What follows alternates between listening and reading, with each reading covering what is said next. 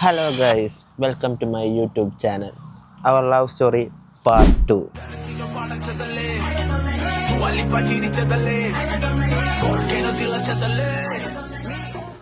Guys, ഞാൻ ഇന്ന് part 1ൻ്റെ ബാക്കിയാണ് പറയാൻ പോണത്. അതുകൊണ്ട് പാർട്ട് 1 കാണാത്തവർ ആദ്യം പോയിട്ട് പാർട്ട് 1 കാണുക, എന്നിട്ട് പാർട്ട് 2 വരിക, അല്ലെങ്കിൽ ഒന്നും മനസ്സിലാവില്ല. സോ നമ്മൾ പറഞ്ഞു നിർത്തിയത് അവൾ എൻ്റെ അടുത്ത് ഇഷ്ടമാണെന്ന് പറഞ്ഞിട്ട് പക്ഷേ തെറ്റിപ്പോയി. ഞാൻ അവളുടെ അടുത്ത് പ്രപ്പോസ് ചെയ്ത് ഇഷ്ടമാണെന്ന് പറഞ്ഞതിന് ശേഷം അവൾ എൻ്റെ അടുത്ത് ഒരു മാസം വെയിറ്റ് ചെയ്യാൻ പറഞ്ഞു. ആ ഒരു മാസം പോയത് സത്യം പറഞ്ഞാൽ ഞാൻ അറിഞ്ഞില്ല ഗൈസ്. നമ്മളെന്നും മിണ്ടയും എല്ലാം ചെയ്യുമായിരുന്നു. ആ കോണ്ടാക്റ്റ് ഞാൻ വിട്ടിട്ടില്ലായിരുന്നു. എന്നും രാവിലെ അതുപോലെ ബസ്സിൽ പോകുമ്പോൾ മെസ്സേജ് അയക്കുകയും, അപ്പോൾ അവളും എൻ്റെ കൂടെ നല്ലോണം എനിക്ക് മെസ്സേജ് അയക്കാൻ വേണ്ടി അവൾ ഒരു ടൈം കണ്ടെത്തുമായിരുന്നു ആ ടൈമിൽ. അപ്പോൾ എനിക്കും കുറച്ച് ഹോപ്പൊക്കെ കിട്ടി തുടങ്ങിയായിരുന്നു. അവൾ ഇഷ്ടമാണെന്ന് പറയും എന്നുള്ളൊരു ഹോപ്പൊക്കെ വന്ന് തുടങ്ങിയായിരുന്നു എനിക്ക്. പക്ഷേ അവൾ എന്നാലും വിട്ടുതരൂലായിരുന്നു. അപ്പം അതുപോലെ എന്നെങ്ങനെ ഒരു മാസം ഇങ്ങനെ ഇട്ട് പുറകെ നടത്തിച്ചിങ്ങനെ. പിന്നെ ആ ഒരു ദിവസം എത്തി ഗൈസ്. അതായത് 2024 ഡിസംബർ 2 ആ ഒരു ദിവസം അങ്ങനെ എത്തി ഗൈസ്. ഞാൻ കാത്തിരുന്ന ആ ഒരു ദിവസം. അവളെ പറഞ്ഞു വെച്ച് നോക്കുമ്പം ഡിസംബർ 1 സത്യം പറഞ്ഞാൽ അവൾ എൻ്റെ അടുത്ത് ഇഷ്ടമുള്ളത് പറയേണ്ടത്. പക്ഷേ അന്നൊരു പ്രശ്നം പറ്റി ഗൈസ്. ആ ടൈമിൽ ഡിസംബർ 1 രാവിലെ അതുപോലെ അവൾ കോളേജിൽ പോവായിരുന്നു. ഇതുവരെയ്ക്കും ഇല്ലാത്ത കണക്ക് ഞാൻ ആ ടൈമിൽ ഉറങ്ങി. അതുകൊണ്ട് അവൾ എൻ്റെ അടുത്ത് അടി ഉണ്ടാക്കിയിട്ട് പിണങ്ങിയിരുന്നു, വഴക്കിട്ടിട്ട് പോയി. അവൾ ക്ലാസ്സിന് കയറി. അവളെ കോളേജിൽ ഫോൺ യൂസ് ചെയ്യാൻ പറ്റത്തില്ല. അതുകൊണ്ട് കോളേജിൽ നിന്ന് ഇറങ്ങണ വരെ ഞാൻ വെയിറ്റ് ചെയ്തിരുന്നു പിണക്കം മാറ്റാൻ വേണ്ടി.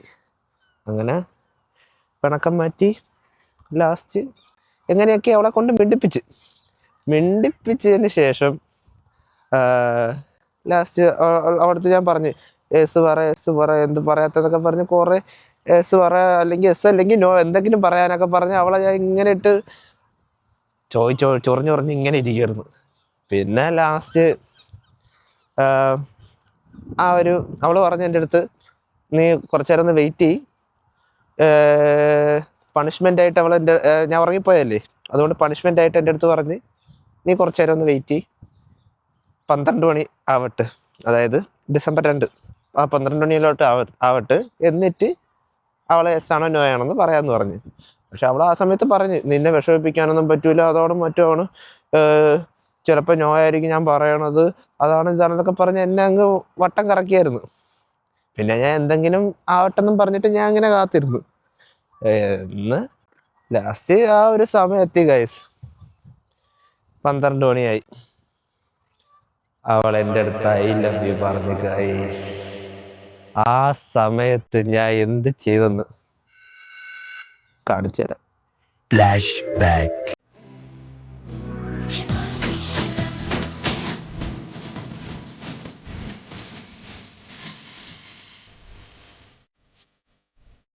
ഇതായിരുന്നു ഗൈസ് എൻ്റെ റിയാക്ഷൻ. കാരണം ഞാൻ അത്രയ്ക്ക് ഹാപ്പി ആയിരുന്നു. ഞാൻ സ്വപ്നത്തിൽ പോലും വിചാരിച്ചിട്ടില്ല അവൾ എൻ്റെ ലൈഫിലോട്ട് വരുമെന്ന്. എന്തോ എല്ലാം ദൈവത്തിൻ്റെ ഓരോ കളികളെ അങ്ങനെയൊക്കെ പറയാം. പിന്നെ ഇതിൻ്റെ ഇടയിൽ കുറച്ച് ട്വിസ്റ്റ് ഉണ്ട്. എൻ്റെ അടുത്ത് ട്വിസ്റ്റ് പറയാം. ട്വിസ്റ്റ് എന്തെന്ന് പറഞ്ഞാൽ ഡിസംബർ 1 അവൾ എൻ്റെ അടുത്ത് ഇഷ്ടമാണെന്ന് പറയാനായിട്ട് ഇരിക്കുകയായിരുന്നു. ഇതുവരെയ്ക്കും ഇല്ലാത്ത കണക്ക് ഞാൻ ആ ടൈമിൽ ഉറങ്ങിക്കൊടുത്തു. കാരണം രാവിലെ അവൾ എൻ്റെ അടുത്ത് യെസ് ഇഷ്ടമാണെന്ന് പറഞ്ഞിട്ട് ഐ ലവ് യു പറഞ്ഞിട്ട് ഓടി ഐ ലവ് യു പറഞ്ഞിട്ട് ഓടി അകത്ത് കയറാമെന്ന് വിചാരിച്ചു കോളേജിൽ അവൾക്ക് ഫോൺ യൂസ് ചെയ്യാൻ പറ്റൂലേ. അതുകൊണ്ട് എൻ്റെ അടുത്ത് ഐ ലവ് യു പറഞ്ഞിട്ട് ആ നാണം മറയ്ക്കാൻ വേണ്ടി അവൾ ഓടി കോളേജിൽ കയറാമെന്ന് വിചാരിച്ച്. ഞാൻ സമ്മതിക്കോ? ഞാൻ ഉറങ്ങിപ്പോയില്ലേ. അതുകൊണ്ട് ആണ് അവൾ എൻ്റെ അടുത്ത് പിണങ്ങിയത്. അടുത്ത ട്വിസ്റ്റ് എന്തെന്ന് പറഞ്ഞാൽ, ഞാൻ ഒരു പാർക്കിൽ കിടന്ന് കറങ്ങാണ് ഗൈസ്. കാണിച്ചു തരാം. ഹായ്, നല്ല രസമുണ്ടല്ലേ. ഞാൻ ഈ ഗ്രൗണ്ടിൽ കിടന്നാണ് ഇത്രയും നേരം വീഡിയോ എടുത്തുകൊണ്ടിരുന്നത്. നാട്ടുകാർ വിചാരിക്കുമായിരിക്കും എനിക്ക് വട്ടാണെന്ന്. അപ്പുറത്താണ് ഞാൻ താമസിക്കണം. അതുകൊണ്ട് ഈസിയാണേ. അതുകൊണ്ട് ഇന്ന് പാർക്കിലോട്ട് ഇറങ്ങാമെന്ന് വിചാരിച്ച്. നല്ല വെതർ. നമ്മൾ ഏതുവരെ പറഞ്ഞു നിർത്തിയ? ഇങ്ങോട്ട് വരൂ.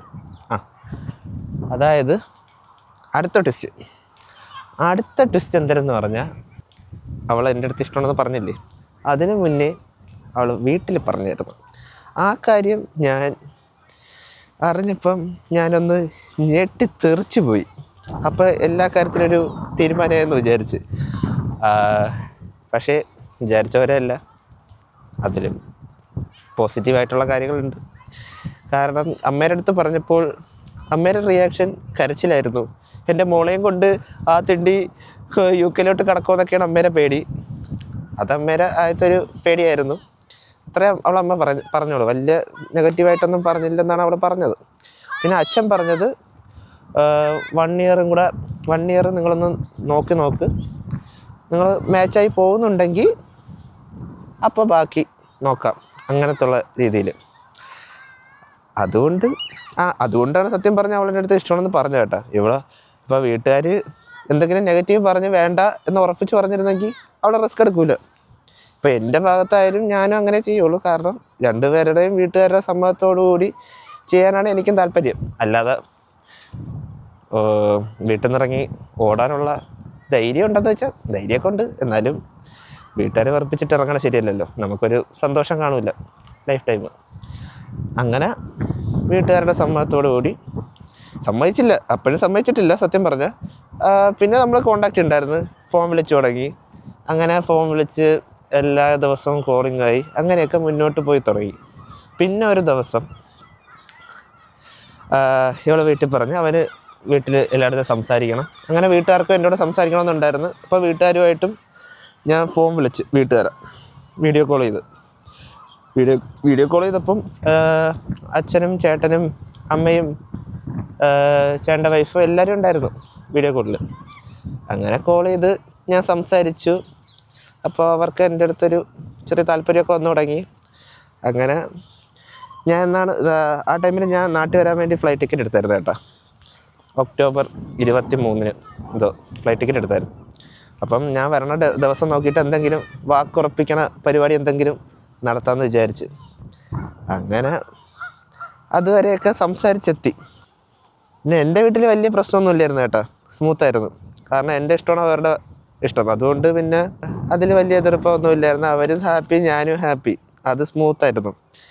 പിന്നെ എൻഗേജ്മെൻറ്റിലോട്ട്, അതായത് വാക്കുറപ്പിക്കുന്ന പോലെ ചെറുതാക്കി ഒന്ന് നടത്താമെന്നാണ് എല്ലാവരും വിചാരിച്ചിരുന്നത്. പിന്നെ എൻ്റെയും ഇവളുടെയും പ്ലാൻ അനുസരിച്ച് എൻഗേജ്മെൻറ്റ് കുറച്ചൊന്ന് വലുതാക്കാമെന്ന് വിചാരിച്ച് അങ്ങനെ എൻഗേജ്മെൻ്റ് എന്നുള്ള രീതിയിൽ കുറച്ചൊന്ന് ആഡംബരമാക്കി, അത്രയേ ഉള്ളൂ.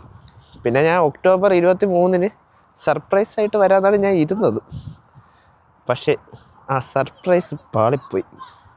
ആ വീഡിയോ ഞാൻ ഇപ്പോൾ ഇടാം. അവൾ എനിക്കിങ്ങോട്ട് സർപ്രൈസ് തന്നു. പിന്നെ ആദ്യമായി നമ്മൾ നേരിട്ട് കണ്ടുമുട്ടി.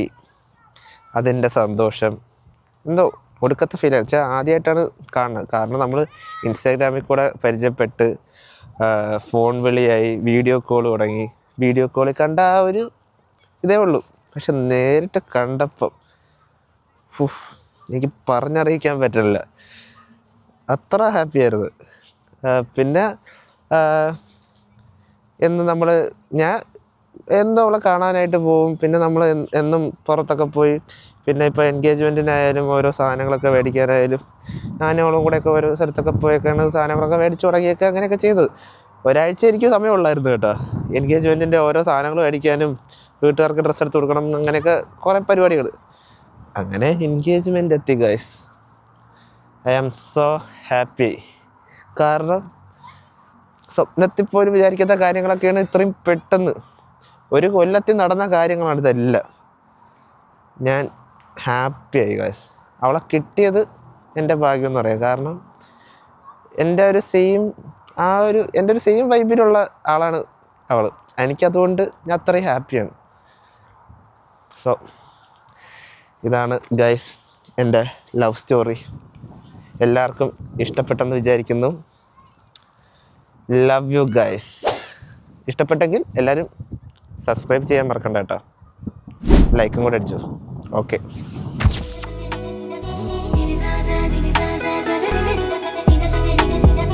எனக்கும் இந்த காதல் வந்து என்ன செய்தே, உன்னை நினைக்க சொல்லி தொல்லை தந்து ஐயோ கொல்ல